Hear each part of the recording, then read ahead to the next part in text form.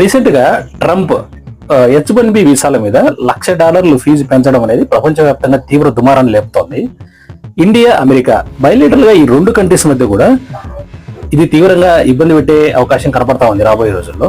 అసలు ఈ H1B వీసాలు అంటే ఏంటి, అసలు ఎప్పుడు ఇంట్రొడ్యూస్ చేశారు, ట్రంప్ ఈ నిర్ణయం బలంగా తీసుకోవడానికి కారణాలు ఏంటి, ఒక నిమిషంలో చెప్పే ప్రయత్నం చేస్తా.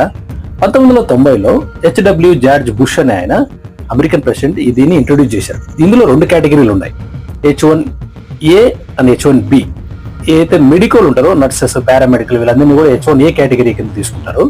మిగిలిన కేటగిరీస్ అన్ని కూడా H1B కింద అమెరికన్ అయితే ఎంప్లాయీస్ అక్కడైతే కంపెనీస్ ఉంటాయో వాళ్ళు హైర్ చేసుకునే అవకాశం కల్పించారు. ఫస్ట్ లో ఈ H1B వీసాలను ఇష్యూ చేసినప్పుడు వీటి ధర $350 నుంచి $850 మధ్య ఉండిండేది. ఎవరి 1 year కు, 2 years కు, 3 years కు ఒకసారి దీన్ని రెన్యువల్ చేసే అవకాశం ఉంది. మాక్సిమం 6 years వరకు ఈ వీసా మీద మనం అమెరికాలో జాబ్ చేసే అవకాశం ఉంది. అంతకు మించి అక్కడ మనం స్టే చేయాలంటే అమెరికన్ ఎన్విరాన్మెంట్ యాక్ట్ 2021 ప్రకారం మనం ఎగ్జామ్షన్ పొంది ఉండాలి. అదంతా డీప్ సబ్జెక్ట్, తర్వాత విషయం వీడియోలో మాట్లాడదాం. ట్రంప్ ఇప్పుడు అత్యవసరంగా ఈ $1,00,000 ఏదైతే ఛార్జ్ చేయడం అనేది ఒకసారి మనం గమనించినట్లయితే లాస్ట్ 10 years నుంచి అమెరికా ఏదైతే H1B వీసాలను ఇష్యూ చేస్తుందో ఈ జారీ చేసిన వీసాలను 75% ఇండియన్స్ తీసుకుంటున్నారు. అంటే తర్వాత స్థానంలో చైనా ఉంది, China account just 12%. Every year అత్యధికంగా లాస్ట్ ఇయర్ 2024లో 4 లక్షల మంది ఇండియన్స్ H1B వీసాల కింద అక్కడ ఎంప్లాయ్మెంట్ పొందారు.